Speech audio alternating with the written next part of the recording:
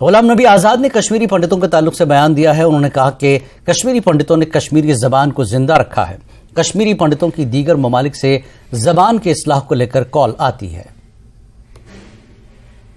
اور میں نے یہ بھی کہا ہے کہ کشمیری پنڈتوں کے بغیر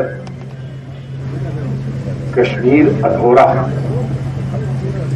اور میں نے سینکڑوں پبلک میٹنگوں میں جموں کشمیر میں کہتا ہوں کہ بیرون ملک دنیا میں کے باہر ممالک اگر کسی نے کشمیری زبان کو زندہ رکھا ہے وہ کشمیری پنڈت.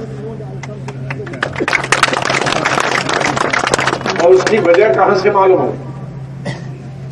کشمیری پنڈت ہمارے جو پرانے ہیں وہ سب جانتے ہیں کہ میری مسز کشمیری گائکا تھی. تو اتنی ان کو جو امریکہ برطانیہ اور دوسرے ملک میں کشمیری پنڈت ہے ان کی بچیاں 20-20 25-25 سال کی جو پیدا وہیں ہوئی ہیں پتہ نہیں کہاں سے وہ ٹیلی فون نمبر میرا لاتے ہیں اور میری مسز سے بات کرنا چاہتے ہیں. اور ان سے جب بات کرتی ہیں تو ان کو کہتے ہیں کشمیری میں بات کر کے لڑکی 20 سال کی 22 سال کی 15 سال ہم امریکہ کے فلاں ہیں لاس اینجلس سے نیو یارک میں نیو جرسی سے ایسا کوشر ایسا غزل لشمل ذرا کرتے